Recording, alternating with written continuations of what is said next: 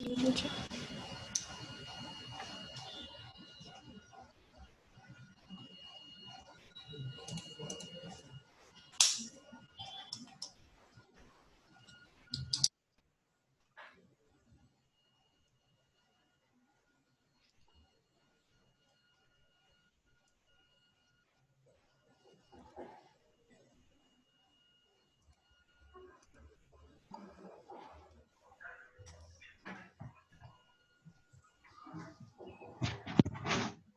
afternoon, madam.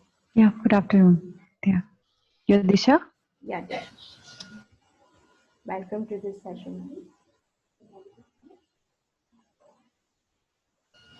I'm audible, ma'am? Yes, complete audio. Okay. Thank you. Within few minutes, we will start our session. Sure. Okay.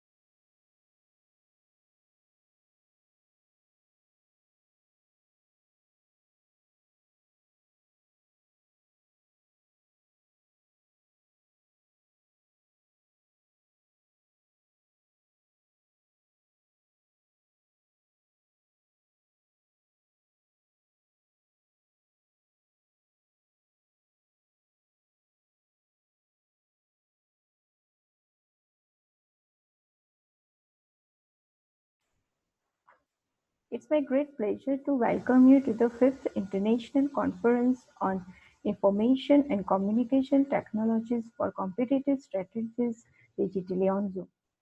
We all are going through a tough period against COVID-19, and now we are in the second phase of this pandemic. The team of ICTCS 2020 wishes you and your family to take necessary precautions, be safe, stay healthy, and also overcome with this phase as well.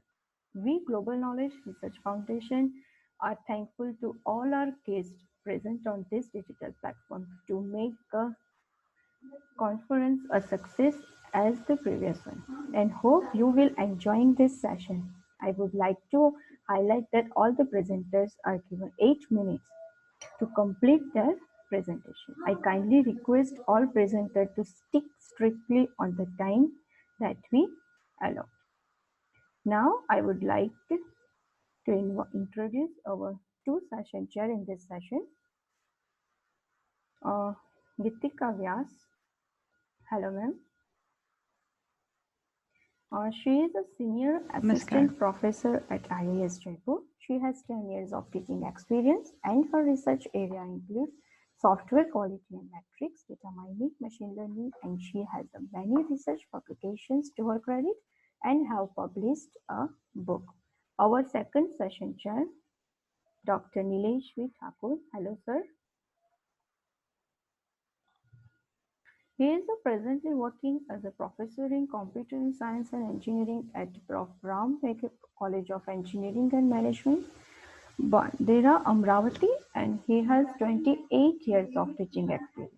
His research areas include image and video processing, artificial intelligence and machine learning, data science and analytics, classical and non-classical optimization, computer vision and robotics, sensor and ad hoc. Welcome to our both session chair, Kritika Vyas and Dr. Nilesh V. Thakur. Welcome, sir and madam. Now we will start our session.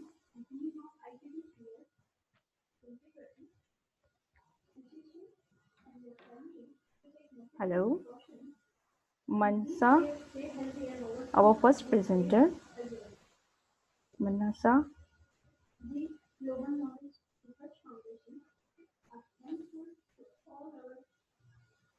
Hello, Manasa.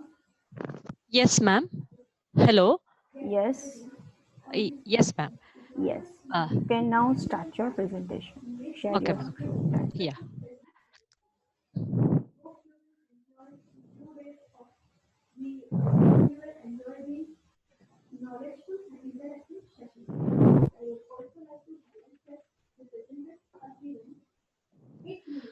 Good afternoon, all of you. My presentation title, it is Fault Tolerant Routing based on aggregation tree to improve the quality of service in wireless sensor network. Myself, Manasa, research scholar from VTU University. I'm doing this work under the guidance of Dr. Shaila K, Professor Department of ECE, VKIT, Bangalore.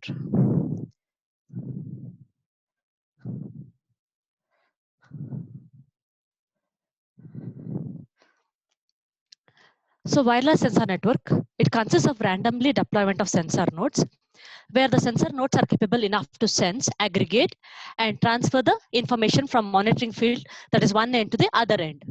So during the communication of information, saving the energy of the sensor nodes becomes a very important goal. Now, one of the method of saving the energy is hierarchical clustering, where from the deployed nodes, clusters are created where some of the nodes are grouped together, and one monitoring head is selected called as cluster head, and that cluster head will supervise the other member nodes, and it plays a vital role in data transmission. So, in the proposed FTRAT technique, we have discussed when this monitoring head, that is which plays a major role in routing the information, that is cluster head, fails, what will happen to the network, how it can be detected, if there is any fault that is occurring there, how it can be avoided, or how the detection has to be done. So here, when there is such a detection that is defective cluster present in the network, there comes a like situation where one of the backup cluster is being selected. Now, among these cluster heads, which will monitor the entire cluster information, so those heads, these cluster heads, will communicate the information to the sink. Now, to transfer the information from this cluster head to the sink, effective routing architecture like a tree formation is being assumed. So that is by assuming this tree formation, it's a logically tree construction that will connect all the cluster head to the sink node.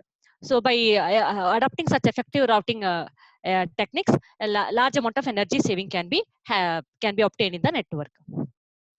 So the problem, so when we consider such hierarchical network, the major issue that arises here is aggregation of data by a cluster head, which becomes the vital functionality. So there should be a guaranteed service that has to be rendered by this cluster head. And there is possibility of some fault existence can occur in the CH.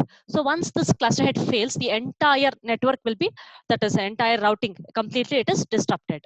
And there requires, it demands effective routing architectures, which will provide effective routing path from the aggregator nodes to the sink node. Not only that, whenever the transmission happens from the cluster to the sink, so there should be with a minimum delay. So that is again a major issue that has to be presented here. Now, the main objective of the work, in order to address these problems, the objective of this work is to construct the clusters.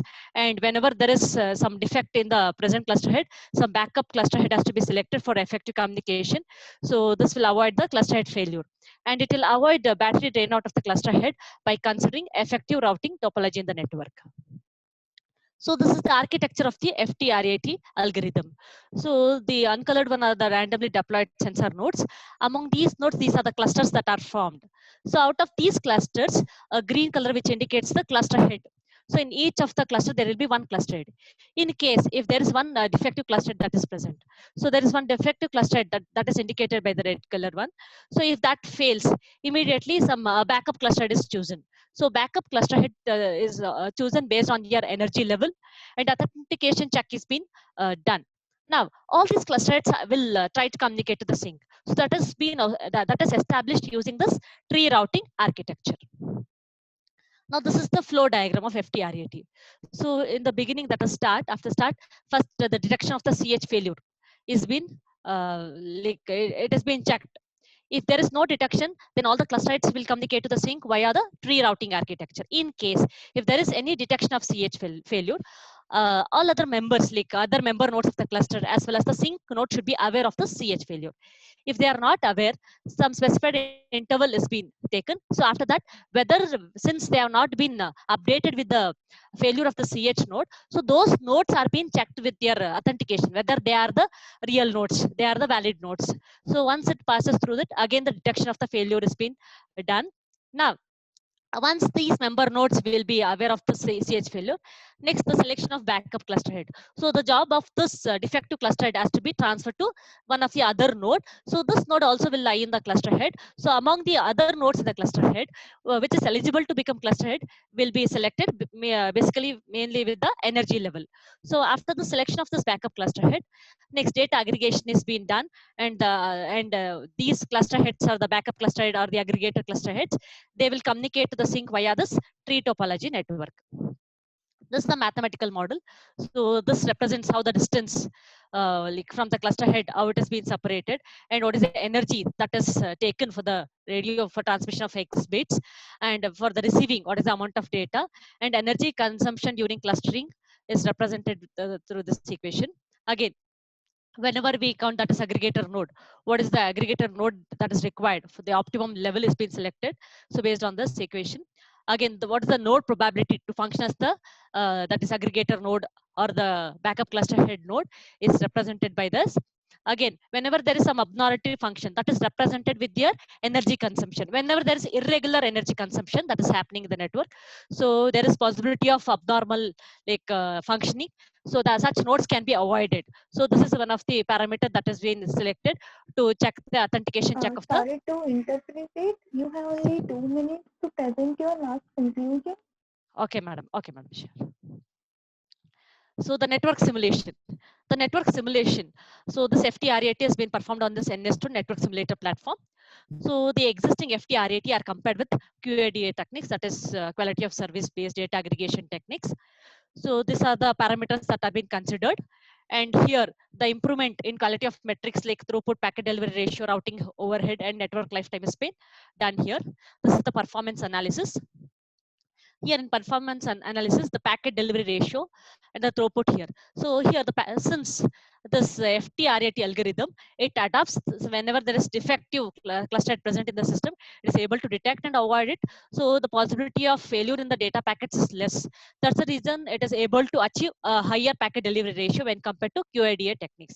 When it comes to throughput also, since it is able to detect such failure as well as by adopting this tree routing architecture here, the amount of data that is transmitted is greater when compared to this QADA techniques. And when it comes to energy consumption, since FTRAT completely avoids for the retransmission of the packets due to CH failure, so energy consumption that undergoes for like a retransmission for all those things can be avoided. And overhead, since we have adopted this tree routing architecture, frequent that is probing of information of the cluster is not required, since there is a dedicated path this tree routing architecture presents.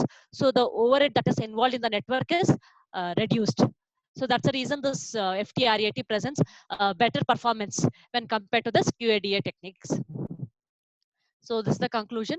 So the clustering of nodes in FTRAT technique, it helps the network in attaining productive energy utilization. So whenever there is failure of aggregator node, it is unaffected for the communication in FTRAT algorithm. So as well as this tree structure that is adopted, where the communication is established from this cluster to the sink. So this tree structure will assist the network in retaining the energy by constructing effective path establishment, and unnecessary overhead that is involved in the network is also reduced here by utilizing this tree topology routing.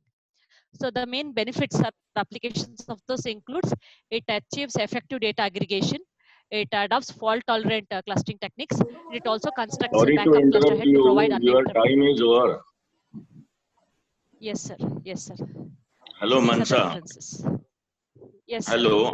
I'm having a Hi. question. Yes, sir. Whether your routing is memoryless or with memory. Yes, sir. Have you Memory. understood my question?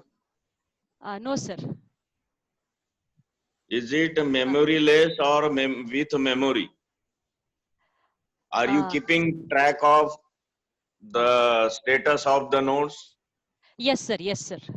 Everything Means you we. are memorizing it somewhere, storing it. Yes, sir. Yes, sir. I'm storing the node IDs, energy level, everything. It's been stored. So it is not memoryless. It is, yeah, it is having the memory, sir, because it has the details of how the transmission is happening, what is the energy level, what is the node ID, And everything. It is been why stored the word you have used here aggregation? because collecting the data, so it aggregates, it collects the data. That's the reason aggregation is been used here. No, but aggregation tree means you are collecting tree data and then you are aggregating it, or after aggregation you are getting tree. What do you mean to say? So after aggregation, the aggregated data is being transmitted to sync using this tree. So this tree will have all the collected information, aggregated data information. And how do you take care of the nodes which become dead? So whenever, because Because you whenever are the, going to identify the cluster head. yes, sir. And cluster head, it will static or it will dynamically changes. The deployed nodes are static, sir. Okay, fine. So This is when, from my side. Any yes, question is there from other session chair? No, sir, no thank you, sir. question. No, sir, no questions. Okay, Okay. Thank you, Okay, proceed. ma'am. Okay. Thank you, sir. Proceed for Thank the you. next. done, sir. Thank you, Mansa. Thank you, ma'am. Yes, our next presenter, Ranjit Kumar Rao.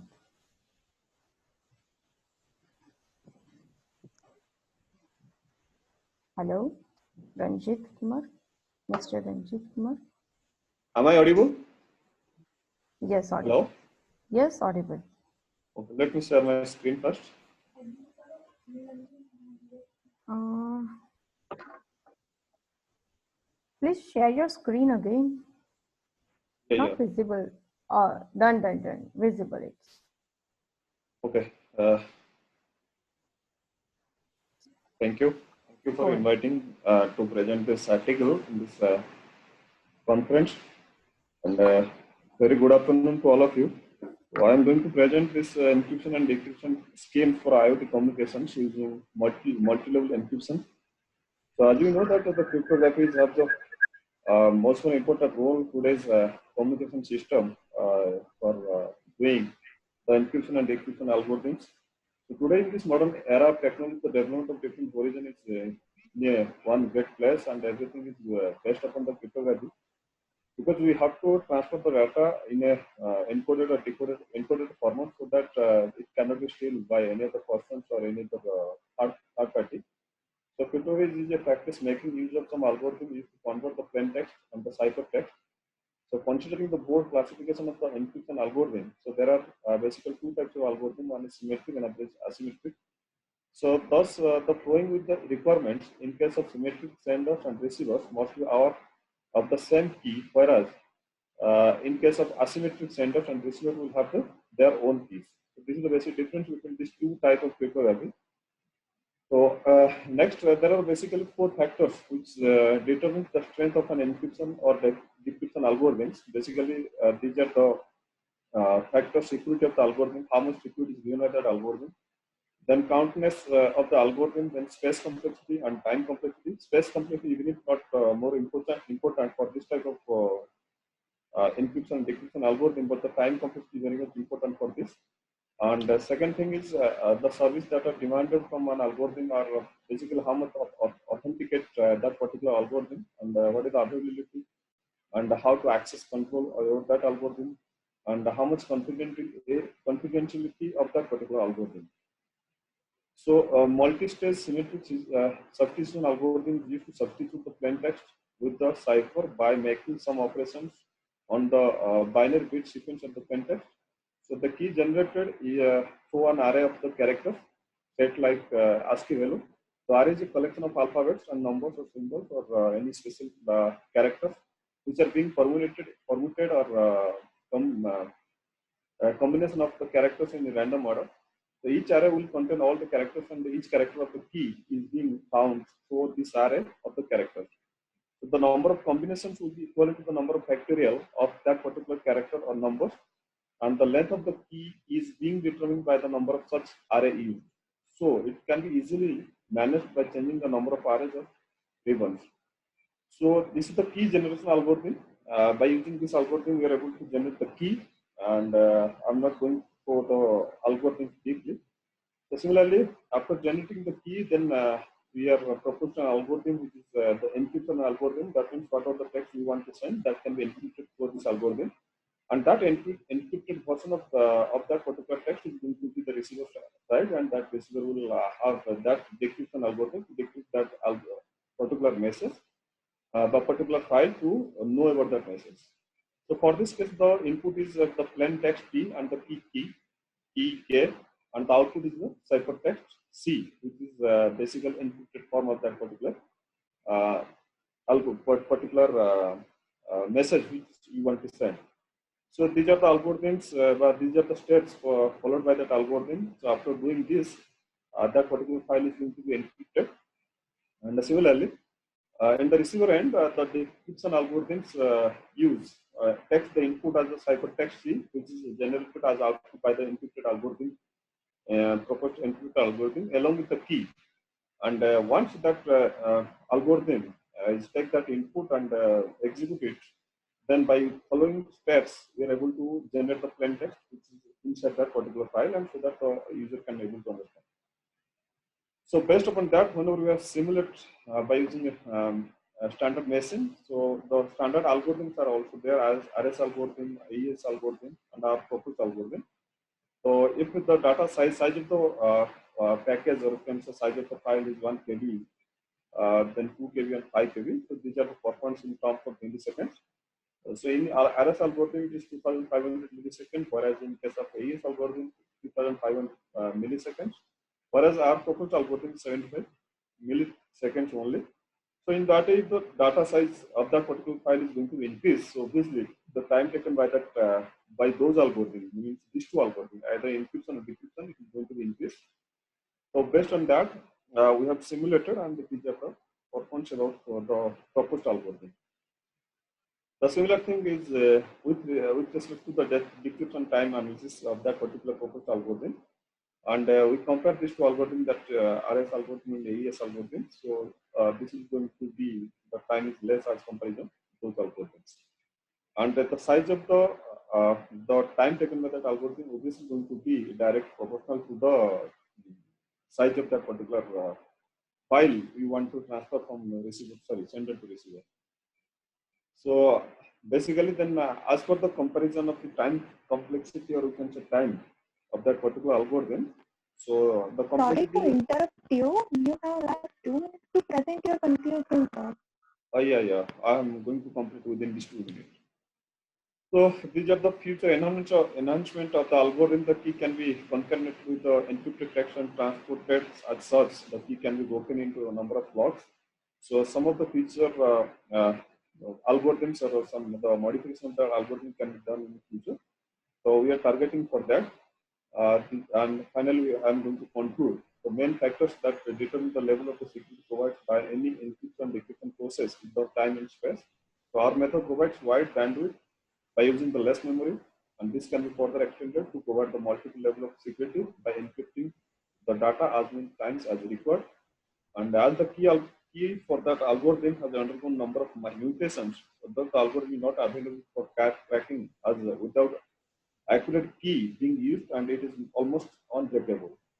Thus the algorithm can be put to use on different types of public applications in IoT communications for transferring data from one machine to another machine or from one device to another device, as far as our life function. Each and every day we are using different machines, so we can use it. That's all. Thank you. Thank you all. Yes, thank you, Mr. Ranjiv. Thank you. Any question?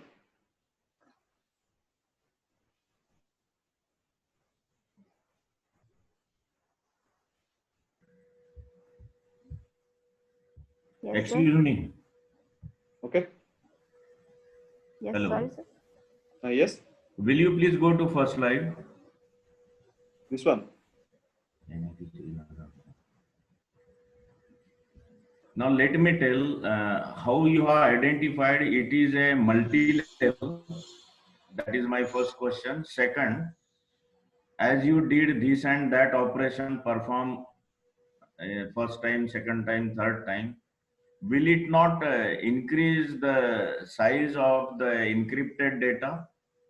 And if so, then how you handle that load? Fine. No, it will not going to increase the size of the data, but it is equivalent to the size of the file. It is not going to increment. So as you know that in visual secret sharing, the size of the image, whatever we want to. And your algorithm is a symmetric or asymmetric? That is symmetric.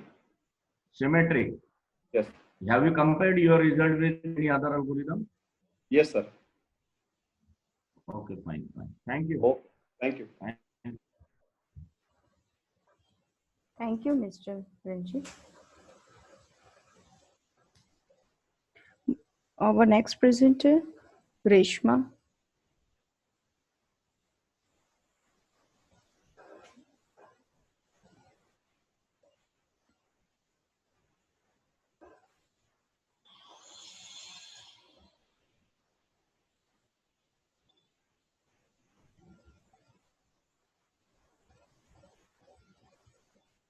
Reshma, please unmute yourself. Yes, done. Thank you, ma'am.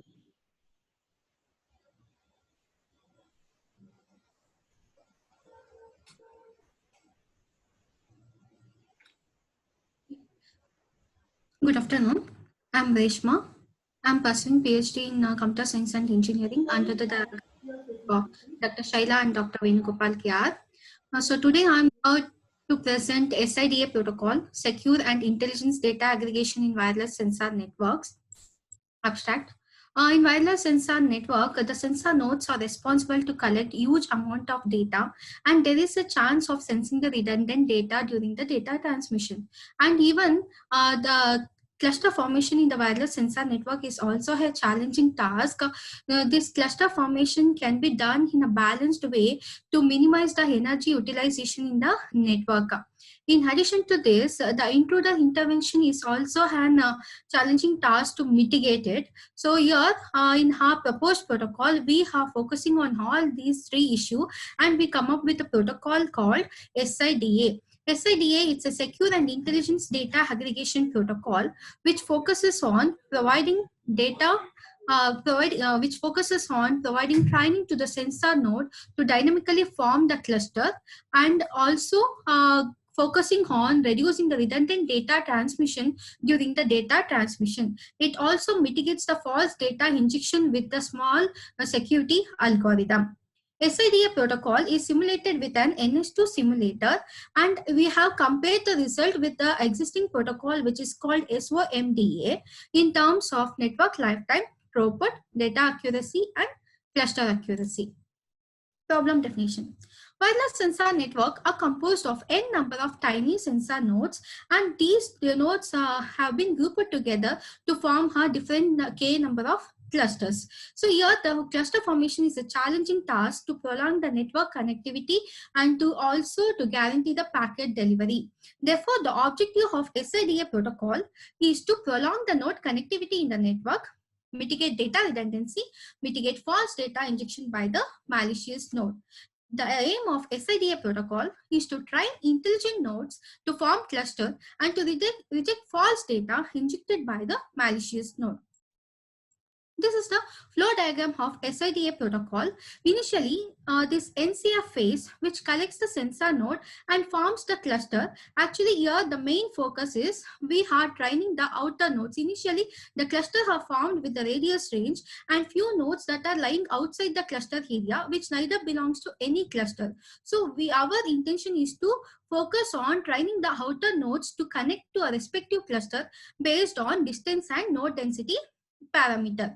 And whenever once the cluster has been formed, whenever data has been sensed by the sensor node, the cluster head is responsible to aggregate the data by reducing the redundant data in the by reducing redundant data and provide the security for data to mitigate false data which has been injected by the intruder node. Finally, data has been transmitted to the base station and it has been used as required in the application. This is the example architecture for SIDA protocol. Here the nodes which are highlighted with the red color, which will be considered as a outer node. Our SIDA protocol, which is focused mainly on training these outer nodes in the network. So these outer nodes has been trained by using ranking strategy, means the ranking has been assigned to distance and the node density of the cluster. For example, this is the tabular representation. So here I have considered only the outer nodes, and here I have tabulated the details of distance from this outer node to each cluster head. Cluster head 1, cluster head 2, cluster head 3. So based on this, we are assigning the rank. So here there are 3 clusters in the example. So in that clusters have taken the sample data. So assume cluster 2 have a cluster 1 is having a node density 8, 2, 6, 3, 9. So in the similar way, have computed the Euclidean distance from node 14 to each cluster. So here I am assigning the rank based on the node density and the distance. So node density rank has been assigned based on the node density, highest to node density parameter. We are giving the higher priority as a node, as a higher priority for the cluster which is having a maximum node density. So maximum node density will be having a rank 1. So second the maximum 2, 3, like that. In the reverse way, we are ranking the Euclidean distance. The distance which is having a less distance will be considered as, will be assigning the rank as 1. The cluster which is having the second minimum distance will be having the 2, 3, like that. So here we are assigning the rank for both distance and the node density. Finally, to select the cluster, we are selecting the minimum. Interrupt you. You have lost 2 minutes to present your conclusion, ma'am. Sorry? Sorry to interrupt you. You have lost 2 minutes to present your conclusion. Okay, okay. So minimum rank in the distance and maximum rank in the node density will be considered to select the cluster. So here, first initially distance has been collected, then tracking the node density, and these are the things which I have discussed in that tabular. So once the cluster has been, respective cluster has been selected, then data aggregation has done. Before aggregating data, we are removing the outliers using the interquartile technique. Then we using the intelligent similarity function, we are aggregating the data by reducing the redundant data.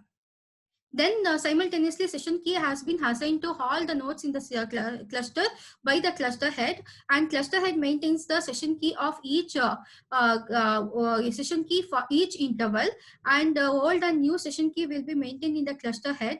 That session key has been validated while it receiving the data from the sensor node. This is how it can mitigate the intruder intervention in the network. Finally, data has been transmitted to the base station. And this is the configuration that we made for implementing the SIDA protocol. And we have compared with the SOMTA protocol in terms of cluster accuracy, data similarity, network lifetime, and throughput. Here, this is the graphical representation of the implementation.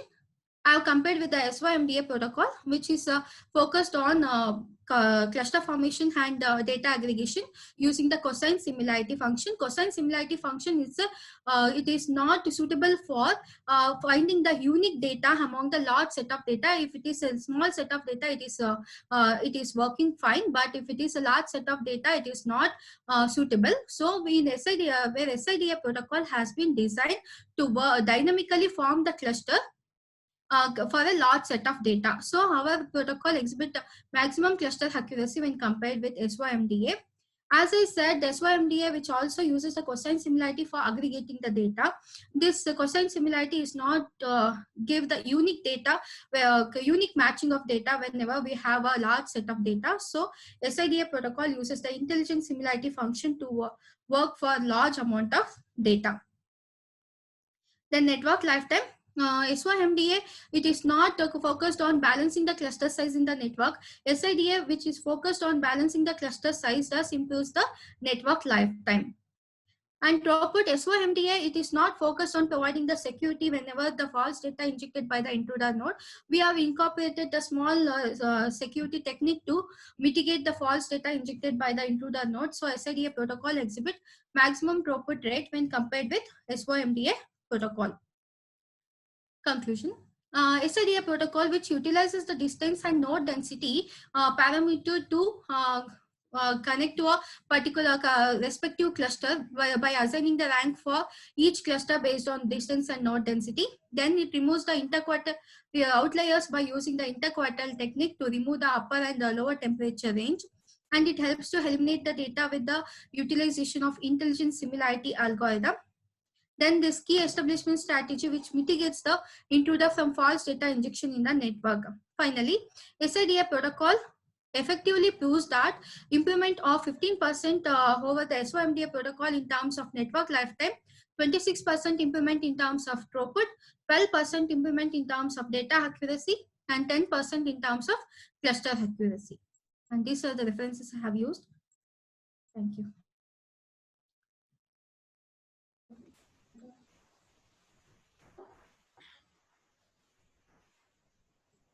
Thank you, Reshma, for your nice presentation. Thank you, ma'am.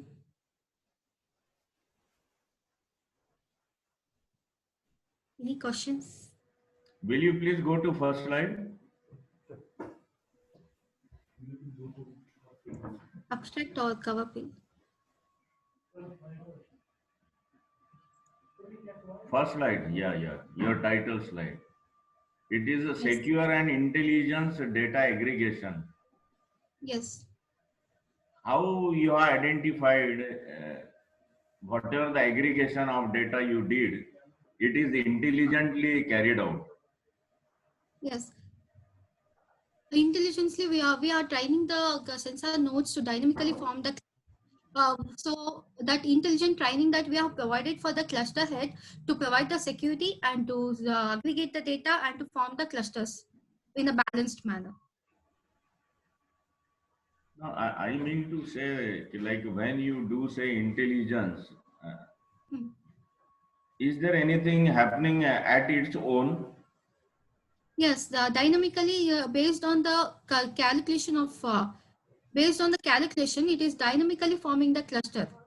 So yeah, we are not making the static method to move, making a outlier node to move to a particular clusters. Dynamically, as in when as per the network configuration, dynamically it is forming the cluster. So I am calling it as intelligence. So how you are taking care of the dead nodes? Dead nodes. Dead nodes. So Yeah. in this work, I have not concentrated on the dead nodes. I have only focused on improving the battery lifetime in that particular. 1 minute, 1 minute. Sorry to interrupt you, but without considering any dead node, like in any sensor node deployment, as you know, the battery life is less.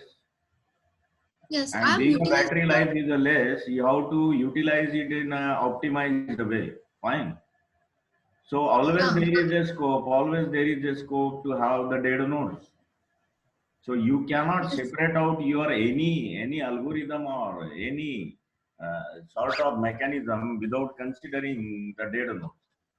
Okay, you consider that supposition. You haven't considered dead nodes, it's okay, fine. But I do feel that you should consider dead node status.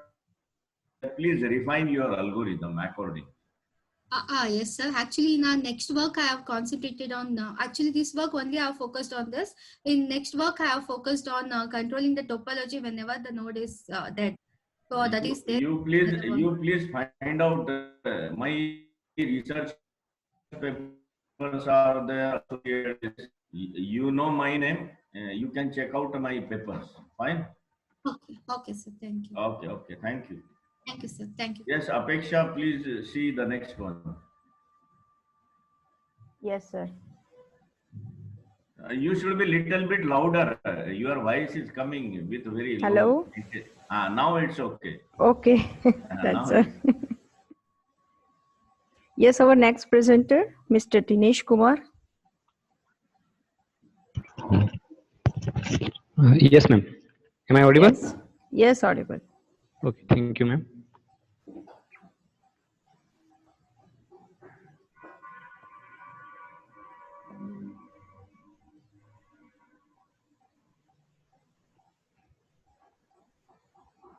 Yeah, my screen is visible too? You, ma'am? Yes, visible. Okay. First of all, very warm good afternoon to everyone. I am Dinesh. My co-author is Dr. Ankit Bhavsar. He is my guide also. Today, I would like to present WSN-based architecture from agriculture farm protection. It is a wireless sensor network-based architecture for protecting agriculture farm field. Basically, we are focusing Indian scenarios. So let us start. Introduction. This paper presents current scenarios and problem of the Indian agriculture sector and propose a WSN-based architecture that implement various sensors on the farm field and gather environmental data from the agriculture farm field.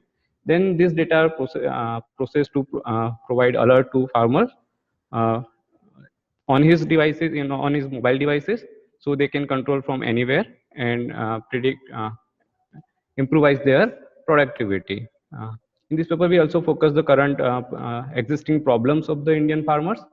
So, agenda of this presentation is current state of Indian agriculture sector. Then we will talk about the challenges with Indian farmers and Indian agriculture sector. Then we are providing a solution that is wireless sensor-based solution and integrated architecture that can solve the some problems of Indian agriculture farms. And last one, the conclusion. First, I explain the current scenarios of Indian agriculture. So total land and water resources used by Indian agriculture sectors. So total geographical land of India is 328.7 million hectares. Out of this land, more than 50%, almost 157.35 million hectares is used in agriculture sector only. Total surface and groundwater is available is 1869 cubic kilometer, and out of that water, 361 kilometer water is used for agriculture. And net irrigated land area, we have 50 million hectare. Out of 157 million hectare agricultural land, only 50 million hectare land is used net irrigated land. So there is a very less portion of agricultural land is irrigated, and that is a very challenging issues for us. If you talk in percentage wise, use of water resources in percentage wise, agriculture sector alone uses 83% of water. Industry sector uses only 12% and domestic sector 5%. But scenario and challenge is that for urbanization and industrialization of many things. So requirement of industrial water in industrial sector is going day by day, and same case with the domestic sector. So the agriculture sector has challenged to reduce their demand in water usage. How you emphasize, or what are the practice we can do to increase our crop with less water, or how to use water efficiently in our farm is the main challenging for Indian scenarios now. So the another some difficulties or some issues with Indian sector are poor irrigation management, lack of crop monitoring system, poor soil information, lack of plant disease detection, poor weather prediction methods. These are the challenges we are facing, or Indian farmers are facing in their day-to-day irrigation process or agriculture sectors. So we identified these common problems that are facing by Indian farmers. According to after studying the common problems that Indian farmers are facing, we come out in a WSN based architecture.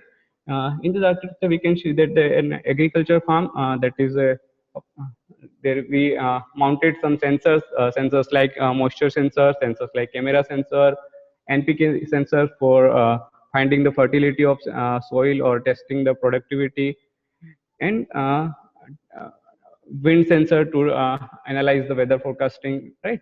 So, moisture sensor can be used for automate your irrigation, so we can save water. Camera sensor used for farm protection, like we sometime animals are attacks on farms, so we can monitor the our farm from anywhere. Farmer can monitor that entire farm from anywhere from his house itself. NPK sensor are used to check the productivity of soil, right? So India is a vast country, and every field has different characteristics or different productivity parameter of the soil. So locally, how to check that soil and how to find the productivity of that soil can be used with the sensors like NPK sensors, and there are some wind sensors are available.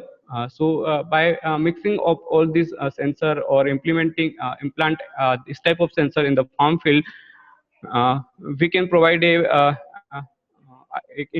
integrated architecture that can solve the so many problems of Indian farmers. We can visualize the same protocol or same architecture with a different diagram. This is my architecture that proposed to solve out the different problems of Indian farmers. We can say that a visualized farm where we implemented a soil sensor, camera sensor, NPK sensors, PIR sensors, and smoke sensor to find out the any smoke in agriculture farms. So we can say that Sorry this. to interrupt you. You have Yes. just 2 minutes to present your conclusion. This is last slide, ma'am. Okay, no problem. Okay, so this is my proposed architecture, where we can see that the different sensors are implemented on the agriculture field, and these various sensors sense the environmental data from all over the ground and send the data to the central server. Then central server send the data to the mobile application, where farmer can control his water irrigation process, like starting the water motor on or off, or he can say check that any intrusion or any animal attack in his farm, and these are all activities are you can see in the deck. The conclusion is that after implementing various sensor or controlling your irrigation and other activities by remote or by automatically sensors, human resources, human effort decreases, and your productivity of farm will be increases. Thank you so much. Any questions, sir? Excuse me. Yes, sir. I think this one is your study paper, is it? I am proposing the protocol or an architecture for a farm protection.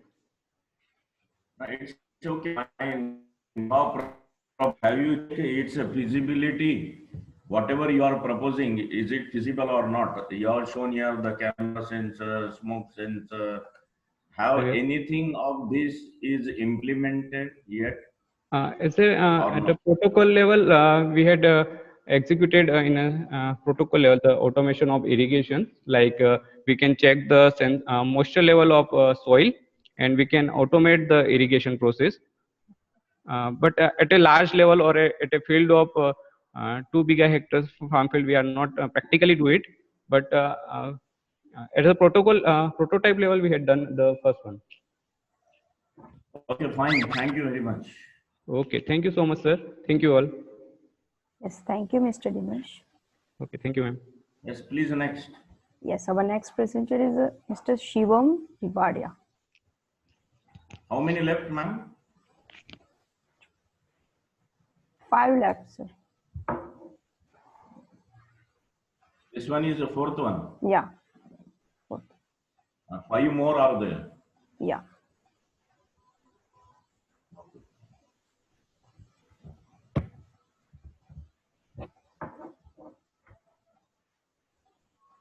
Yes, Shivam.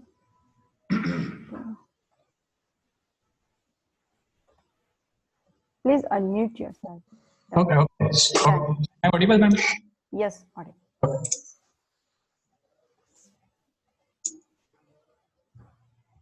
Ma'am, my screen is visible? Yes. Okay. Yeah, So good afternoon, one and all present. I'm going to present a paper on a survey on qualitative technologies and system of ICT applications in the field of education. So basically, whenever we are going to decide or think regarding ICT, so people hardly focus on the ICT-based application like Google Meet, Zoom, right? But in the background, what are the major technology are going to use? So that I'm going to present using the survey. So this is the agenda.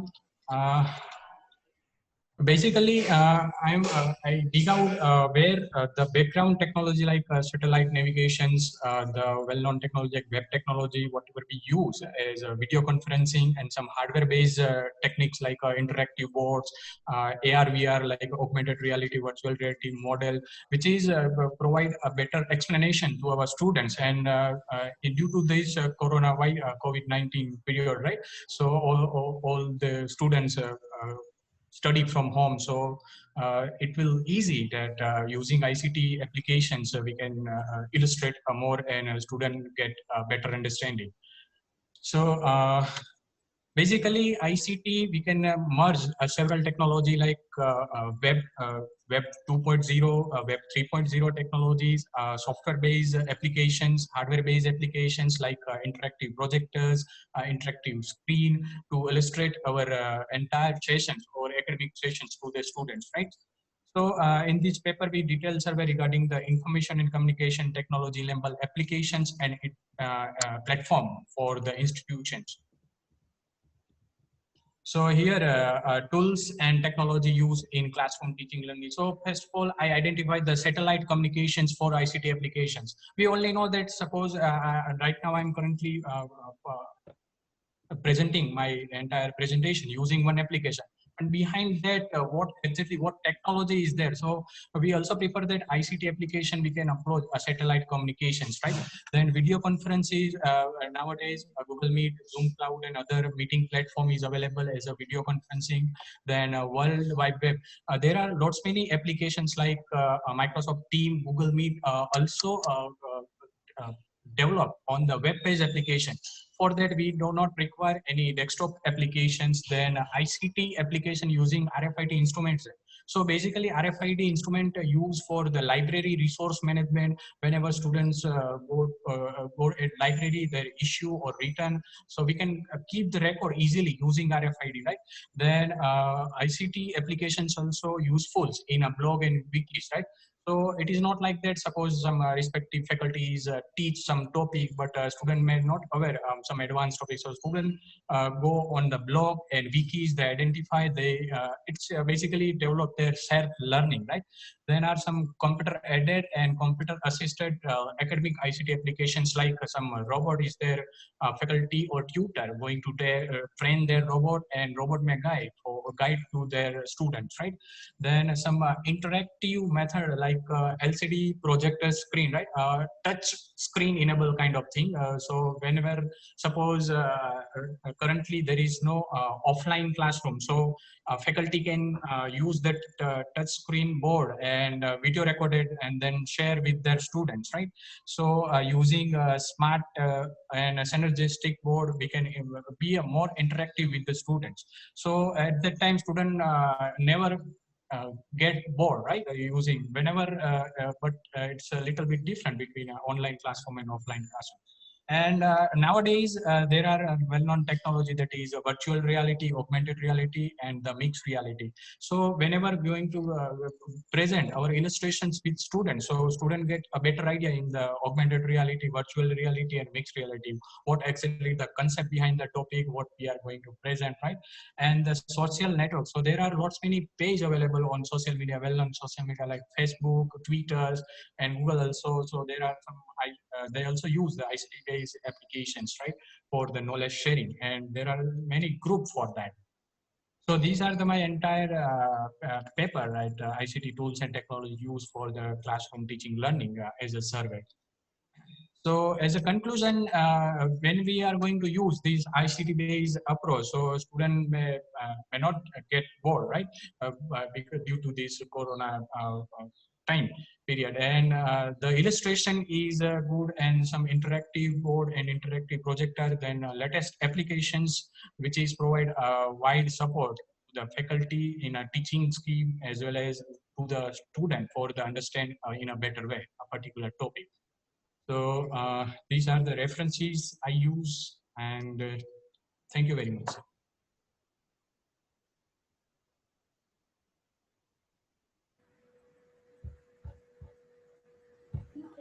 Yes, Shivam. Yes, sir. Everybody know related to ICT and all that. Okay. Yes, sir. I just dig out what tools and technology, matlab ki, Exactly. Let me. Yes.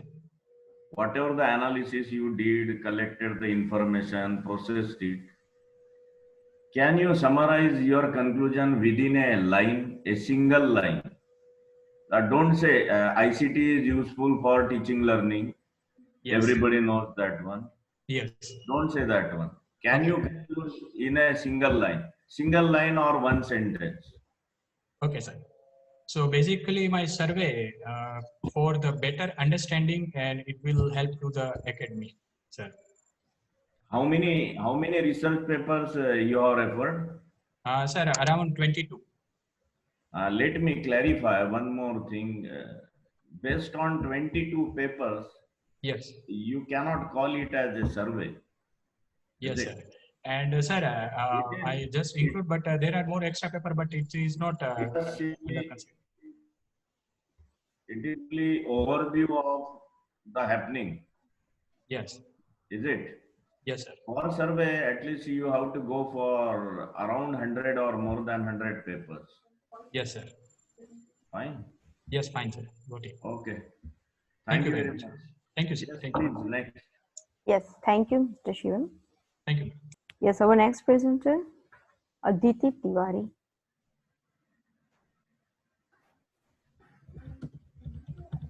Let me share the screen first. Yes.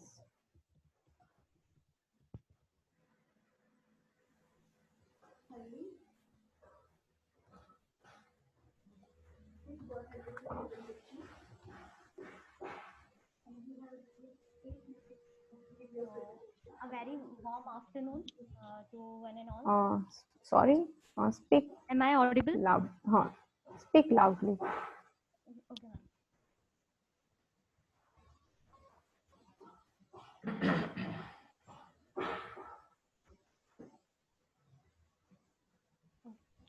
So a very warm afternoon, one and all. And I'm Aditi Tiwari. I'm fourth year. Please increase your volume. Okay. So now I'm audible? Yeah. Yes, it's fine. Please manage your time. Within a stipulated time, you please finish. Okay. So I'm from Indore, and I'm fourth year student, and from Shivaji Rao Kadam Institute of Technology and Management. And here, on the behalf of my co-author, I'm presenting my presentation on design and implementation of conversion of gesture using OpenCV and convolution neural network.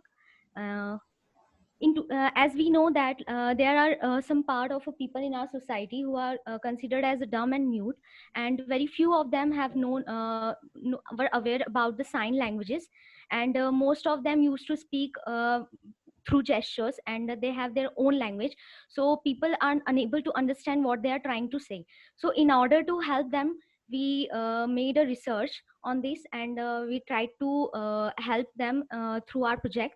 So according, yeah. So the person who are dumb and mute, through with the help of our project, can feed their actions and gestures along with the title, and the camera which will be present in the laptop will detect the gesture after the scanning of gesture. Then it will print the message in the form of text also, and in the form of audio also, so that the people can able to understand what they are trying to say. Here we have used, so since the technologies are coming, and new innovations are coming, so there is no turning back, and here this research paper will help to overcome their disability. Using this work, people who are deaf and mute can communicate with others very easily. This application will detect their gestures, and they'll then interpret into an meaning and convert into voice. Here we have an image. Our webcam will capture the image, and then after the capturing of image, then they will create a data set of that image, and various functions will take place on that particular image, like image preprocessing, feature extraction, classification through CNN model, and gesture recognition will take place, and later on we will have an output in the form of text and speech. So here we are using GTTS Google API. And here is the sequence diagram. So first of all, user in front of camera will play his action, which will be captured in the form of video stream, and from that video stream we will capture the data frames, and will capture the gesture, and that gesture will be stored in a folder, and from that folder our system will create a data set. And before the data sets were created, then the data sets basically is used for reading and resizing. After the creation of data sets, our the data sets will be trained through our model, where gesture detection and pre-processing and feature extraction will take place. Before feature extraction, our training will be done from our model, which is CNN TensorFlow. And if the feature got matched, then our device will show the result, and audio will be displayed. And if the feature is not matched, then once again our camera will be enforced, and again he can able to perform gesture. Here is the algorithm for our real-time application. So first of all, we start with the input directory name, and we will set the path, and the webcam will be invoked, and the web camera will start taking the images of the respective gesture. After that, in the second step, camera, there is a loop, and the image will be taken. And suppose if we name that file, and if the file will already exist, then it will go into the exception condition, like folder already exists, and if it is not, then again it got saved to the directory. In the third step, again the while loop will call, and camera will read and process the image. Here is the diagram which is showing how the gesture will be captured from through our webcam. Second, we will do the training of data, creating of training data sets. So the training data sets basically is used to for reading and resizing of gesture image. And here they will deal with the directories and subdirectories, and here we will convert the data set into NP array, and after that we will apply shuffle of the training data, so that we will create a train data.npy. Now we had already created a data set which is ready to go for training through our neural network, which is CNN TensorFlow. And here we will train our model with the help of TensorFlow. So CNN compiles different layers. It consists of basically four layers. First one is a convolutional layer, which apply a different filter on the subregion of that particular picture. and then RLU activation function is applied, which is used for adding non-linearity to that particular image. And then again we have a pooling layer where the flattening of that image and the reduction of the dimension of that feature image will take place. And at the end, the densely Sorry to connected. interrupt you. You have last 1 minute to present your conclusion. Okay, so, ma'am, I'm just completing. Yeah. So then in the final layer, all this essential information will be get converted, and now our model is ready. Here we had used a tensor board from TensorFlow, which is the fifth hidden layer, which is used for increasing the accuracy of the model. So here the training of data set is how is done is shown here, and here is the output where we are using GTTS for conversion of that text into speech. It is an API. Here the output will be displayed in the form of text also, and the audio is also heard by that particular person. So finally, we had obtained a system that can read the value of particular gesture which the user want to denote, and the prediction is made from that particular gesture, and the display in the form of text and screen is provided. Conclusion. So this system provides us with a high gesture recognition with accuracy of 80%, and sign language is a useful tool to is the communication between the mute person. And here we had tried to remove any because dumb people always need any mediator to translate what they are trying to speak. So through this our system we had tried to remove that any mediator, and here are the references through which we first trying to gather the information, and then we had prepared our final paper on this. And thank you. If any question. Aditi, I had a question. Yes, ma'am. You are working on OpenCV and CNN. So how did you come to the conclusion that you would be using these two things? Why not any other algorithm or any other platform? Ma'am, OpenCV is a library which is basically used for the image classification. So it is must. Whichever algorithm will use, OpenCV is very useful, first of all, because it helps in reading images. It deals with the images only. And the second, we had used a CNN network because it works for the small data set. And we had find like in our project, we had already providing a user a freedom to train their own model with their own created gesture. So in order to deal with the small data at that moment, at particular moment, so we had used this model, CNN convolution neural network, for that particular purpose.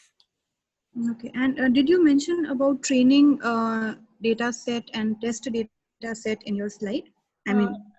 I didn't mention, but I can explain how we can train the model.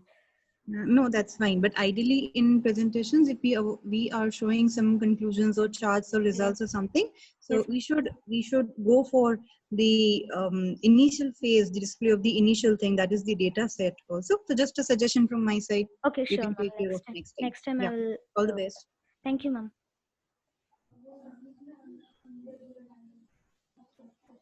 Yes, thank you, Aditi, for your nice presentation. Thank you, ma'am. Yes, okay. I'm just leaving.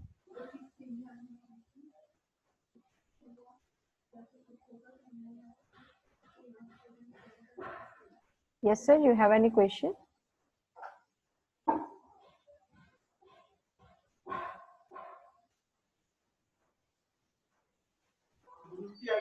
Yes, sir, you have any question to Aditi?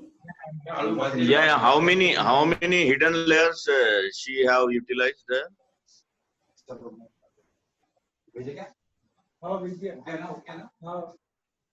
Hello. Hello, Aditi. Okay, anyway, go for next. Disha. Yes, sir. Yes, sir. Yes, go for next. Proceed. Yes, our next presenter, Mr. Ramesh. Due to network issue, I'm Yeah. connecting through mobile as well as through laptop. Please bear with me. Okay. Good afternoon, everyone. Yes, good afternoon.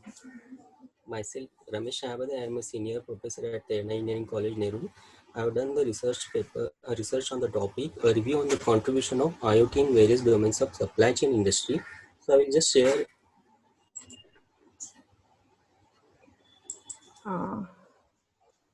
Share your screen. Done. Yes.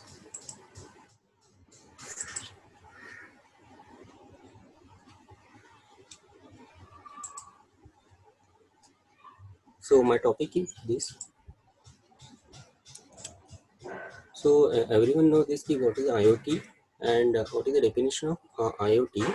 IoT is the network of objects embedded with electronic software, sensors and network connectivity, which enables these objects to collect and exchange data, often using the net. Then what do you mean by the supply chain management? Supply chain management is the governance of the flow of merchandise and services and include all processes that transform raw materials into final products. And it has some 6 components: plan, source, make, deliver, logistics, return and enable. So these are the various applications that I have seen the IoT implementation in supply chain management. One of these are agriculture industry, then the industry 4 in along with the logistic 4, and some smart supply chain management in this industry 4. Then IoT and automobile industry, then IoT based disaster management system, then in education, healthcare.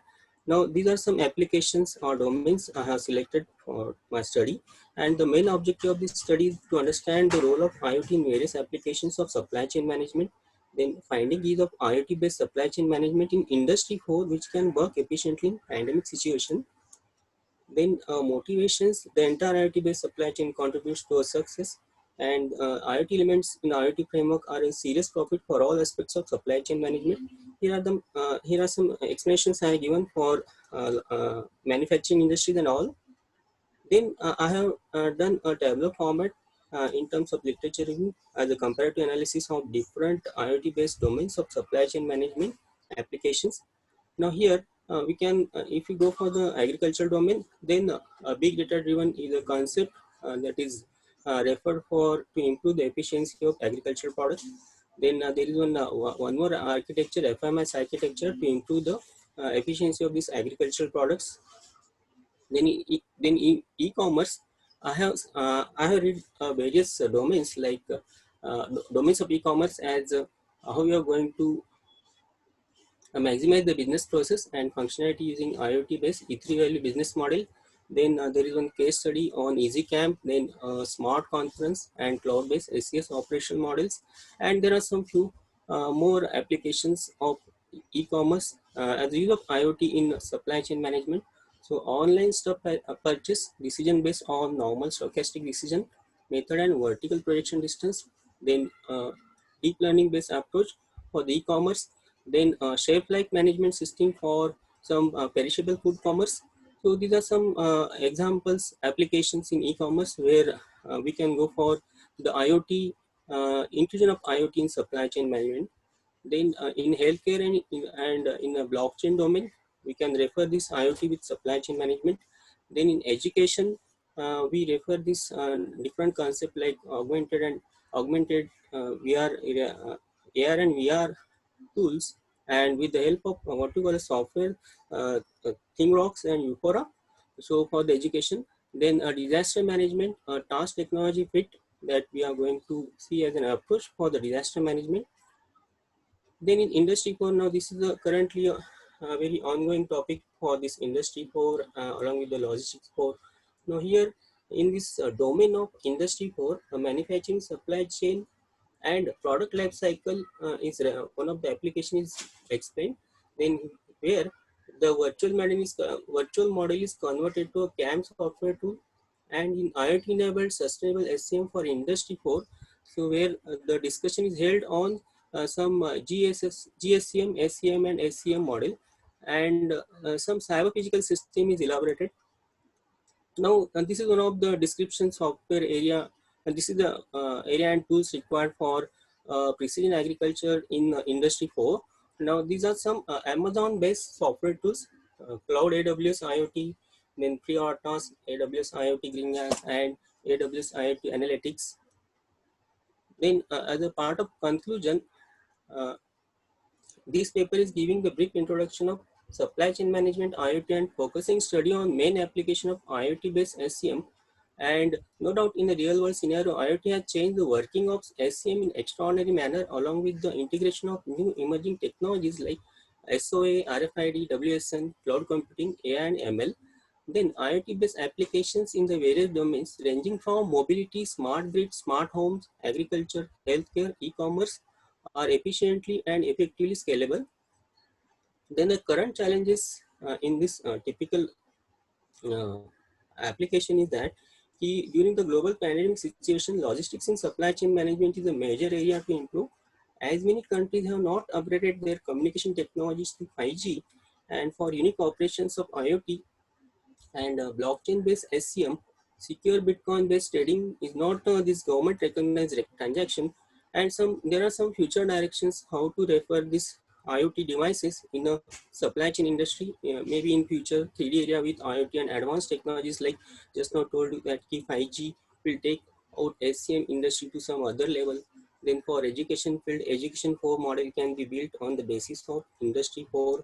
Then in IoT-based precision agriculture, farmers can experiment power sensor with different crop varieties for better yield of crops.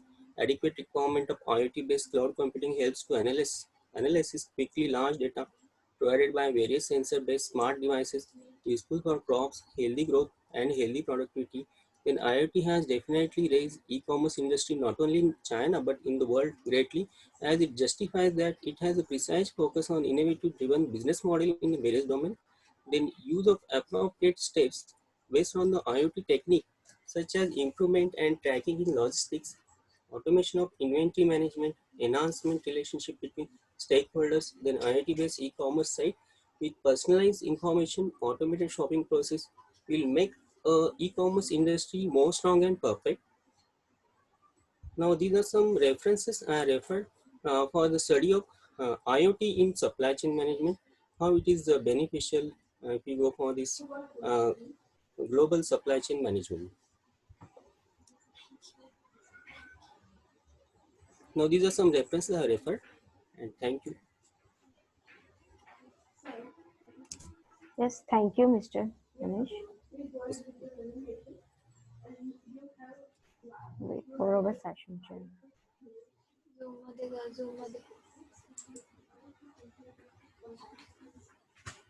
Hello, Neeraj sir. Are you there? Stop sharing. Wait for our session chair. Yes. Hello. Yes, sir. Yes, Disha, will you please ask the ma'am to ask the question? Ma'am is currently not available, sir. Again, her technical issue.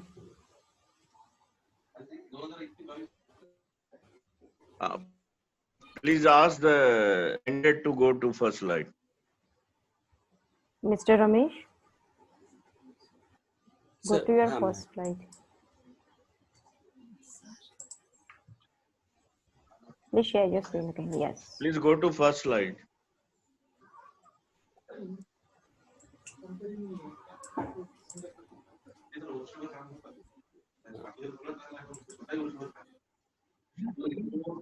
First one, title slide. Yes. First one.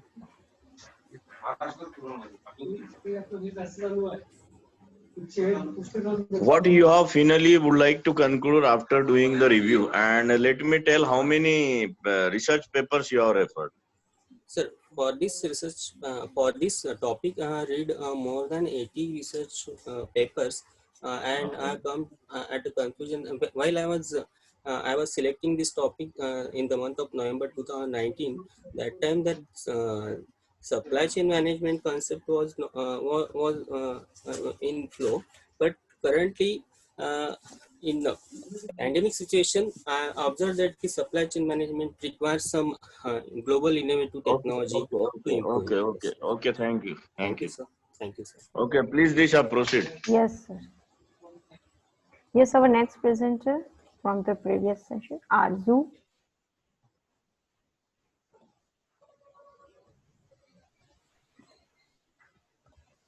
Yes, Arzu. Hello. Yes. Hello, good afternoon, everyone. Yes, good afternoon. Please share your screen.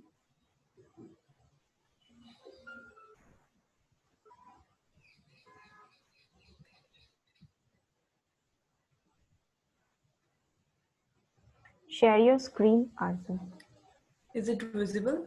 Not yet.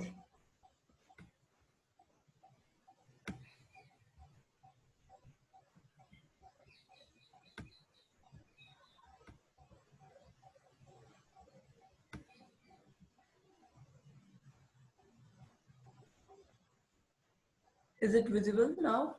Yes, it's Good afternoon, everyone. Topic for my presentation is a survey on meta-heuristic based task scheduling.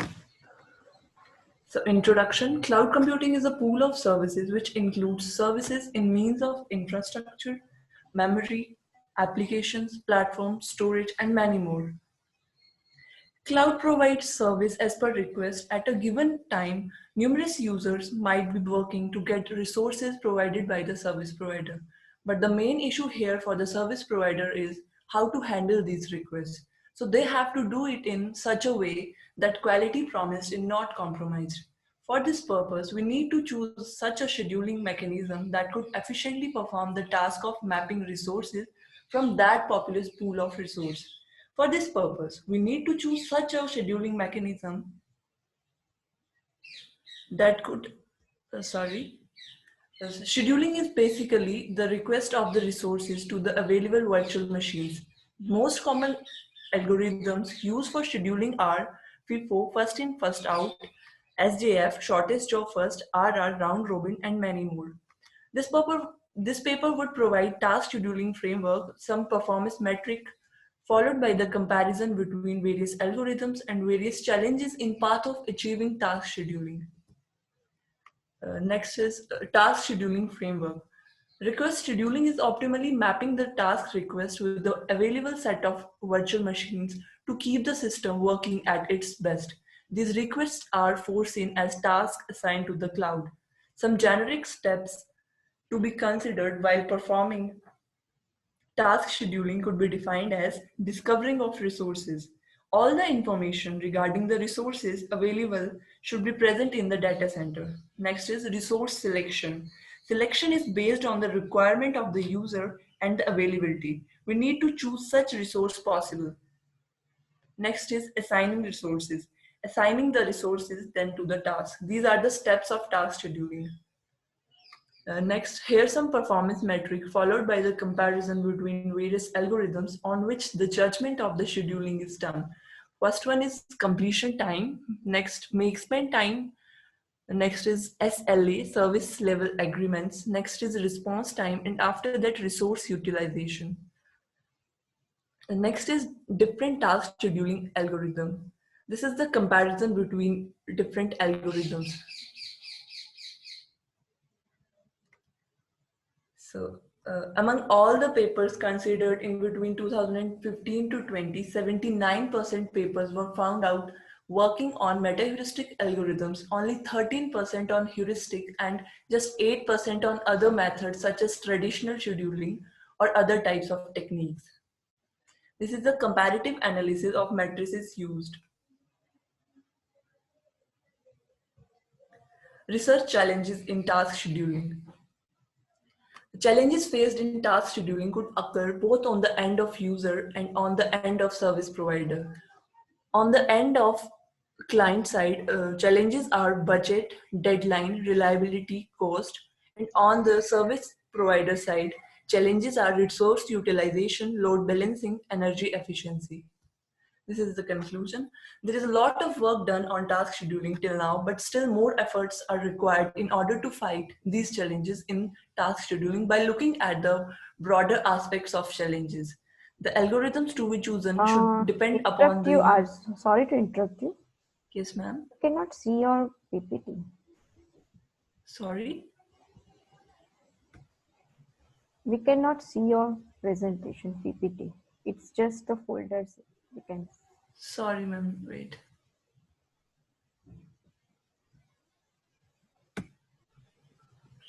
No issue. Already your time is also conclude directly. Okay, so can I continue with conclusion? Yes. There is a lot of work done on task scheduling till now, but still more efforts are required in order to fight these challenges in task scheduling by looking at the broader aspects of challenges.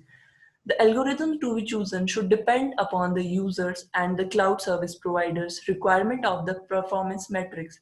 This will lead to the better experience for both client and, and service provider also. Decision of priority factors should be clear to the cloud service providers so that further customization could be done while proposing scheduling approach to better fit their needs. In future, the thought is to combine various matrices and to formulate an advanced algorithm for this purpose. These are the references. Thank you. Yes, thank you, Arjun.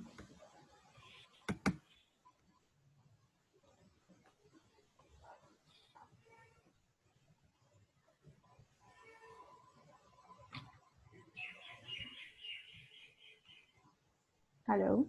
Hello. Okay, thank you, Arjun, for your presentation. Okay, thank you, ma'am. Yes. Move to our last presentation of previous session, Sandhya Kiran.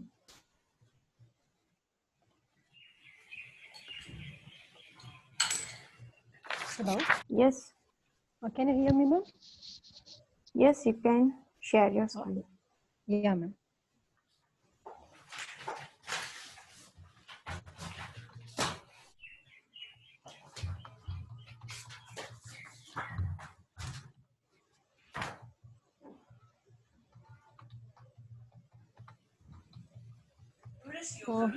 Can you see? Can you see it, ma'am? No, not yet.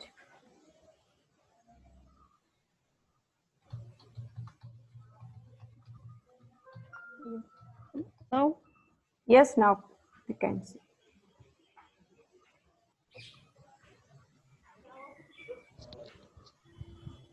Is it visible, ma'am? Yeah, visible. Good evening, everyone. My name is Sandhya Kiran, working as lecturer in KUPG Center, Karwar, Karnataka. Today, I'm going to present a paper titled ICT Tools for Fishermen Assistance in India. In today's world, information communication technology is playing vital role in fishery sector of India, and fishermen use several ICT tools such as radio, television, wireless sets, computers, internet, mobile phones, etc. Radio and televisions are very common mass communication medium used by them.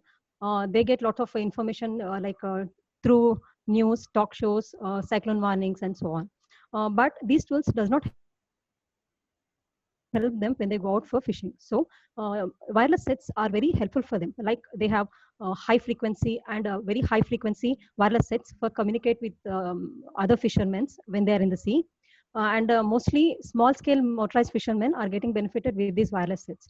And computers are used to store, process, and analyze large volumes of data in the fishery sector. For example, the computers are used for storing fish stock assessment and management, in processing and recognizing digital images, and detecting and monitoring the aquatic pollution, depending on even they are used for developing software, mobile applications, and so on.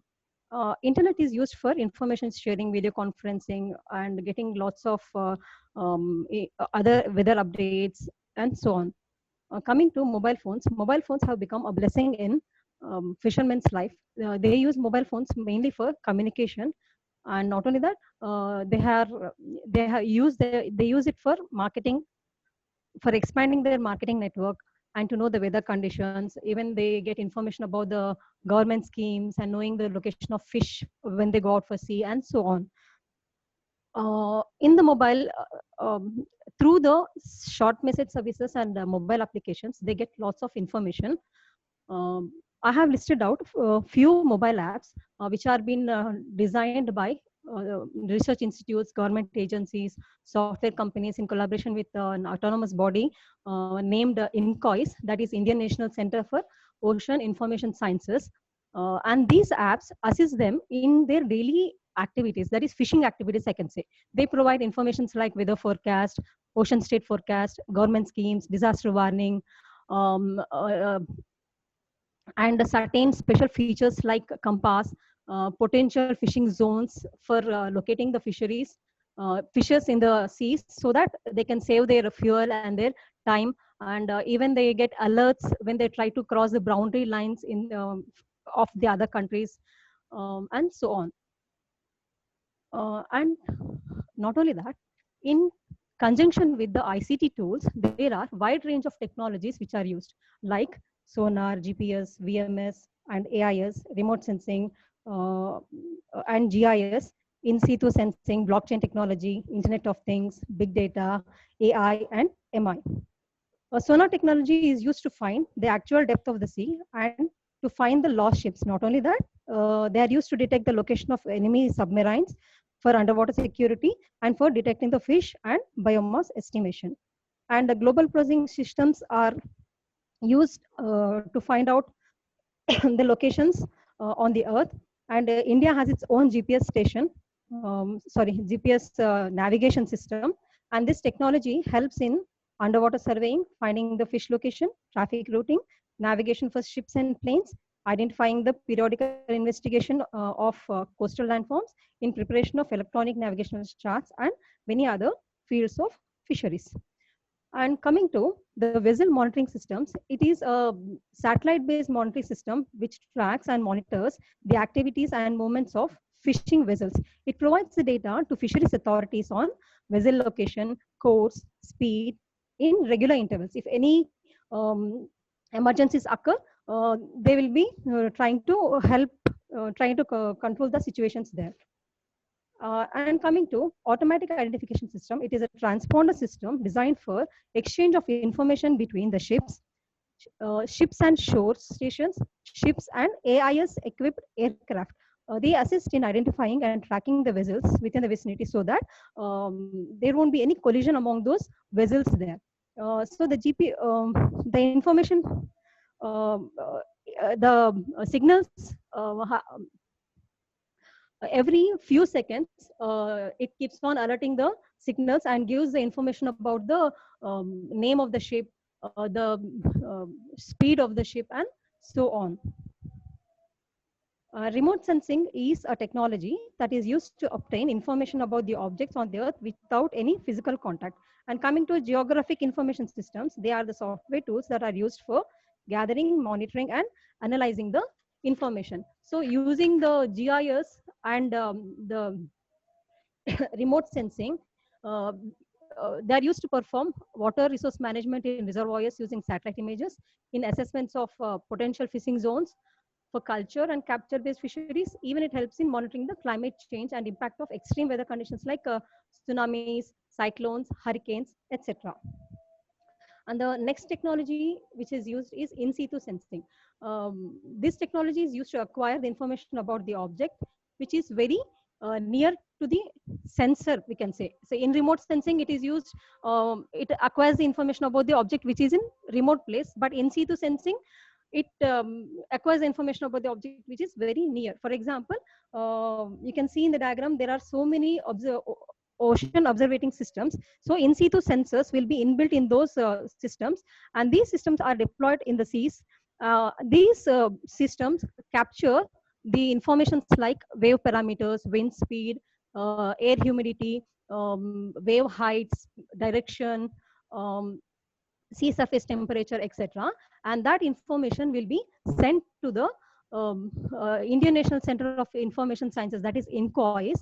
And that INCOIS center, it takes that information and provides or disseminates the information to advisory services, to the society, to the industry, to the government, and the scientific community for giving certain informations to them.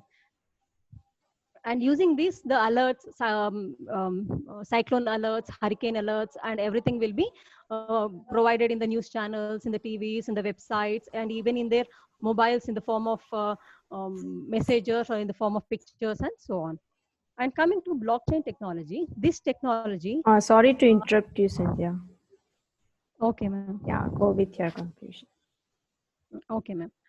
So even though lots and lots of technologies are available, there are few people who are deprived of all these technologies. It might be due to the poverty, due to lackness, due to lack of knowledge and all. So the government has to see that certain measures should be taken to address all these constraints more diligently. And even they are trying to give awareness programs and all, but still these things has to be considered so that they get all these facilities and their lifestyle would be very happy or comfortable. Thank you, ma'am. Thank you, sir. Any questions, ma'am? Yeah, please go to your title slide.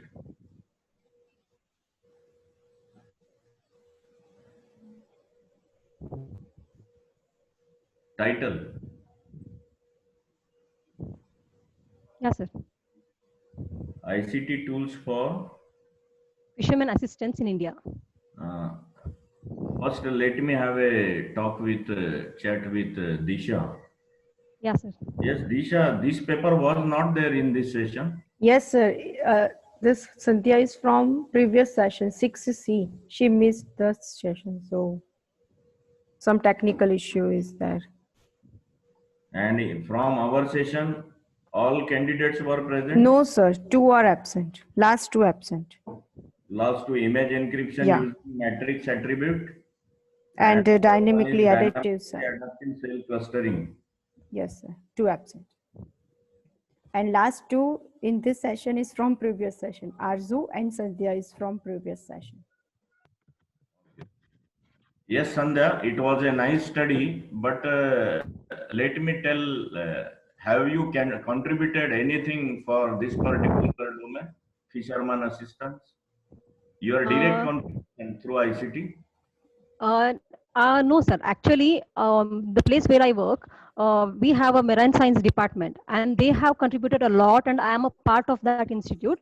So I just keep on observing the things. So with that, I have just tried to give certain information about the ICT tools for fisherman assistance. Do you love to contribute in this area? Really, really, sir. Yeah, you please carry on. Be happy. Keep your thrust alive. Keep your thrust alive and keep doing the good work. Okay. Okay. Thank Hello, you, sir. sir. Thank you so much. Now, Yeah. recently, I found one presenter from the last dynamically adaptive. Someone save her username from another name, so it's a confusion. Yes, our last presenter, K. Sai Tejaswini. Now, Tejaswini.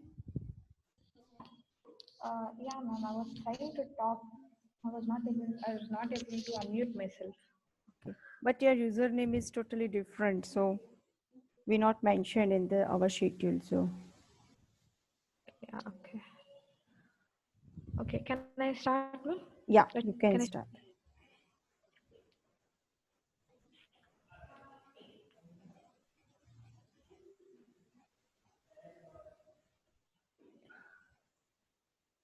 If you cannot unmute yourself, then just text in a chat box. Yeah. Yeah. So I think my screen is visible right now. Yeah, it's visible. So it is. So I just wanted to discuss regarding our paper. A brief introduction about me is I'm Tejaswini. I'm from L&T Constructions. I work as a network engineer there. So recently I have surveyed on 5G networks, and I would like to present my survey on dynamically adaptive cell clustering in 5G networks. So a brief of this presentation is that I'm going to do an introduction on my survey where I'm going to introduce this concept of small cell and what is cell clustering. Then what is the use of AI with 5G? Then what is the clustering deployment architecture? What is the handover scenario, pain points, and the conclusion on clustering? So our paper resolves around a clustering concept in 5G, so as we all know that 5G is viewed as a key technology where expectations are high that they had to provide a seamless connectivity to a different kind of heterogeneous kind of devices in today's world. So it has to drive a large bandwidth hand craving applications. So few strategies were proposed on for this to serve the requirements of 5G like MIMO, coordinated multi-point and device-to-device communication. So in our papers, we have narrowed down the requirement of 5G to particular requirement called high spectral efficiency with minimum transmitted power. So to cater this requirement, we require one of the solutions is that like a major accepted solution is that we deploy a large number of base stations in a small unit area, so that um, high bandwidth we can get high bandwidth to the users in this particular coverage area. So these base stations are a specially devised base stations called small cells, which can give a high bandwidth to users by using low transmission power. But as a result of this number of base stations, a large number of base stations in a single coverage area, we are getting we are expecting a large intercell interference, before in 3G and 4G we used to do this intercell mitigation by by the frequency we use and certain mechanisms we have used. But as a large number of ultra densified network has been proposed, the intercell interference augments. And also the high mobility users who are switching over continuously from cell to smell, as this is a small coverage area, they experience a severe network outage due to the frequent handovers. So for this, we propose a cell clustering where the small cells are clustered into a single group based on different metrics and mechanisms, which we'll discuss later in this presentation. So what because of this cell clustering means if we do this cell clustering, cluster to cluster communication should happen. That means the channel state information, whatever the information that one cluster is having, that has to be communicated to the other cluster. So this communication, if the number of clusters are there high, the channel state information which has to be communicated will be more, so the overhead increases. So this can be one of the pain points in cell clustering. So we can mitigate this. First of all, we have to do small cells into a small cell cluster. For this, we can use AI ML methods, based on which algorithm can take in view all the metrics based on which the cell cluster has to be done. And from learning, this can from continuous learning using an ML algorithm, we can do this cell clustering. Before that, I would like to present to you.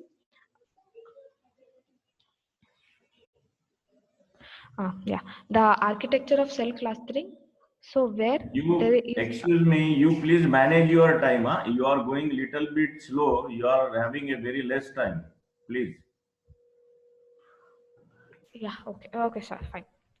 So I just wanted to explain this architecture, then I'll go to my conclusion. I'll explain everything in the same architecture, where a transceiver station, which is it is like a, what can we say, an MSC kind of thing. This type of station which will be deployed for a huge number of clusters.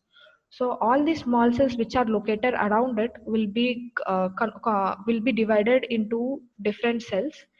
The ones which I have shown as a transmitter kind of thing with CM, CG, and CH notations, these are small cells, and the uh, division of hexagon shape is the cluster. So disjoint clusters have to be formed, under which these clusters, small cells can be divided using an algorithm as a cluster head, a cluster gateway, and a cluster member. The cluster head can be communicated to this transceiver station. Only a cluster head can communicate to this transceiver station, and a cluster gateway, clusters to cluster communication, is enabled by this cluster gateway. So what are the metrics of this cluster deployment? Is that based on the function, we can based on the function, like grouping similar functionality, similar similar small cells of similar interest into one cluster, or based on the distance, based on the load density, node link connectivity, mobility of the users, and number of clusters in that coverage area, the cluster metrics can be done. So the handover scenario which I have proposed, with that where uh, frequent handovers will be there, there will be severe outage. This can be mitigated to this cluster concept, that when it moves from one cluster to another cluster, as in each cell, as there will be no outage in here. You can see that between hexagon to hexagon there is no like not covered area, or everything is a coverage area. So this can be a major breakthrough in the handover scenario also. So pain points is that the size of the cluster, and whenever these metrics changes, we need to dynamically recluster the small cluster into groups. Then what is based on the node to node connectivity, what are the functionalities, a dynamically reclustering happens. So an overhead on the overhead happens on the cluster headway, or a dynamically reclustering happens in the sense bandwidth. There will be a huge bandwidth loss in this if we do a number of times a declustering. So these are some of the pain points in this clustering, and I would like to conclude that this survey just highlights the clustering in the 5G, and it gives motivation to use this ML algorithms, design this ML algorithm in such a way that a number of leak clusters should get down on the pain points of this clustering are decreased. So thank you, and any questions? Yes, thank you, Tejaswini. Nilesh sir and Ritika madam, have any questions? Our last presentations.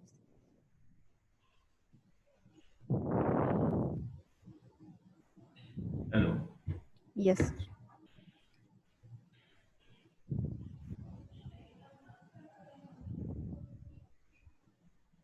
What is her name? Kasturi. Yeah, it's Kasturi Sai Tejaswini. Yeah. You please share your screen.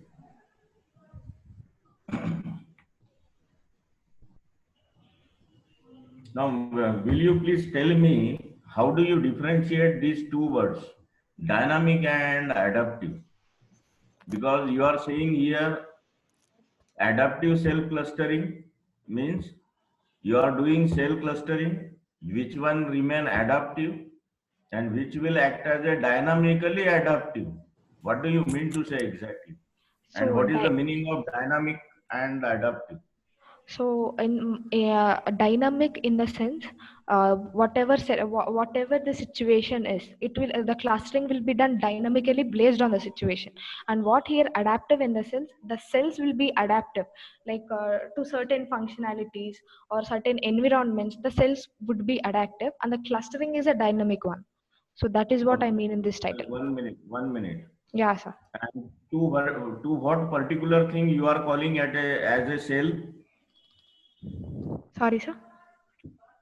To what particular thing you are calling it as a cell? CELL. Can you go for that hexagonal diagram? Sure, sure. Yes. To which particular thing you are calling it as a cell? Cell clustering. Cell is this base station CHCG, that notations which I have given, that is a cell called small cell. Can you move the mouse cursor? This one, sir. If you are able to see my mouse, this one. Yeah. CG, CM, CG, cluster head, cluster member, cluster gateway. All these are your cell members. These are cells, sir, small cells. Yes. These are small cells which are contributing to form a hexagon. Is it? Yes, sir. It means that you are going to deploy the things in a typical geometry manner. Is it? The coverage will be in a typical geometrical manner. Yes, sir. Yes. But in reality, all these nodes are which nodes? All these nodes are these are like a base station kind of thing, sir. Okay, fine. Yeah. It's a transmitter range. It is never be bounded by the lines. It is always be in an arc shape. It will be 360 degree. Correct. Yes, sir. So how can you restrict it to this hexagonal boundary? I am not going to restrict to this hexagonal boundary, but the major coverage area, I will see to it that this will be inside that hexagonal boundary. I'm not saying the complete coverage area will be in this. Sorry, sir. No. What you said, it should be within the hexagonal boundary. Yes. I'm saying that this will be affect any small cell, any base station, even if it is 360 degrees coverage area, it will be effective only till certain distance. After certain distance, that will not be effective, sir. So that whatever the effective coverage area is there, that I will see that it is within this boundary, hexagonal boundary. Now, what I think from mathematical point of view, if I do consider these six base stations, like CH, CG, CM, CM, CM, CG. Yeah. Hello. Yeah, sir. Yeah. And every base station is having a 360-degree transmission and reception area. Correct. Okay, so three-dimensionally it is a sphere, and in a two-dimension it will be a circle. Okay. Correct. And you can inscribe the hexagon within a circle. Yes. Are you getting me or not? Yes, we can inscribe the hexagon within a circle, right, sir? Let me. Yeah. You can inscribe the circle, hexagon within a circle, as well as you can inscribe a circle within a hexagon.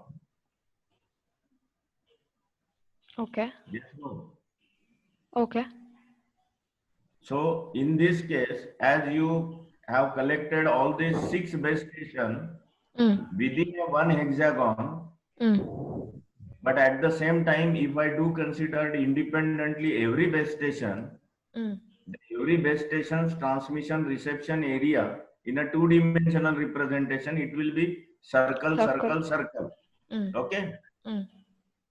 And those two circles will only tangent to each other. They are not overlapping. Okay, anyway, it Sir, will be I other. understand. Yeah, I understand I the have to question understand is. my point. Yeah, I understand your question is that if two base stations are there and there is a circle, two doesn't come in like entire cover area, they will not do. There will be only a tangent and where there will be some uncovered area. Yeah, exactly. Now let me. Now once you have identified that uncovered area, but still you are inscribing that one within a hexagon. So that is what my concern is. So You rightly caught that particular point. So what I would like to answer for this is that I'll put whatever the uncovered area is there I can inscribe a circle and make that uncovered area as minimum as possible, because these small cells have a minimum area. So all the circles which we are talking about will have less coverage area. So I will put as many circles as possible so that that uncovered area becomes a minimum thing. Okay, fine. You are working in an industry. Correct. You are working as a. I am a network engineer here, sir. System Okay, you are engineer, a basically. Yeah. Okay, thank you very much. Yeah. Thank you, sir. Thank you. Thank you for the Yes, question. Disha, have we finished? Yes, sir, finished. So should we leave the meeting now? Wait, sir. Amit is coming. Amit, sir, is not coming. Amit is coming. No, sir. But our second session chair is probably here. Geetika madam is there. Yes, Geetika sir. madam is Yes, there. sir. I'm here. Actually, I was unable to unmute myself. Sorry. So Okay. Disha, should Yes. I conclude now? Yes, sir. Wait a minute, please. I sincerely thank our all researchers for their excellent presentation in this session and all our participants for being a part of this international conference. I hope this session was informative and knowledgeable as well. All the presenters would be getting their digital certificates, payment receipts, thank you letter through email within 2 working days. Further, all the papers have already been forwarded to the Springer for publication process, and the publication will be live within 4 to 5 months. So please cooperate with our team during this tenure. At last, I also thank our two session chair, Dr. Nilesh V. Thakur and Dr. Gitika Vyas. Thank you, both of you, for chairing this session, sir. And madam, thank you for your valuable presence, sir. Here is. Should I say something? Here is share a token, small token from our side for both of you, sir. This is for you, sir. Digital certificate for chairing this session. Nilesh, sir. And Kritika, madam. Here is for your. Thank you. Thank you so much. And at last, I request all of you turn on your camera to take a snapshot for our memories for ICTCS 2020.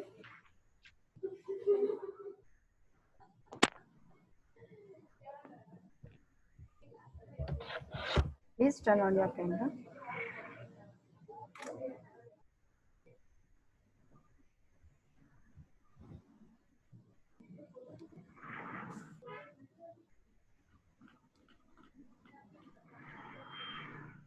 Smile, everyone. Yeah, everyone is smiling. Session is they have delivered their presentation.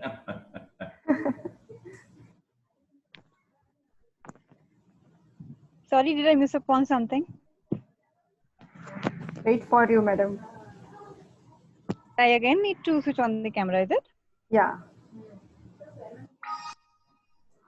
Itika ma'am. Yes, sir. Done. Okay. Thank you, everyone. Thank you, sir. Thank you, madam. Stay safe. Take Just care. give me 1 minute. Yes, sir. Would you ask something?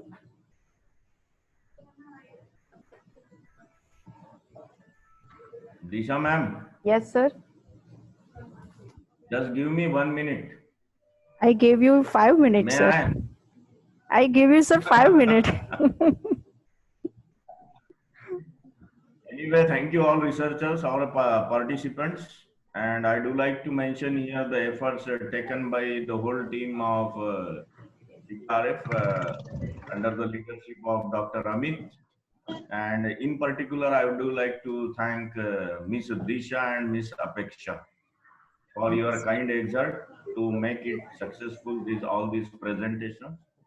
Some or other way, always we do miss something, accommodate something. It's a part and parcel of all this online happening. So thank you all, and thanks to my co-partner, Dr. Gitika. Yes. So thank you, and all the best, all of you. Thank you very much. Thank you, sir. Thank Bye you now. for your valuable presence. Thank you, madam. Thank you, everyone. Take care. Thank you. All the best Okay, to all of I'm you. leaving meeting. Done, sir. Thank you, sir. Thank you. Thank you, madam. Thank Take you, care, madam. everyone.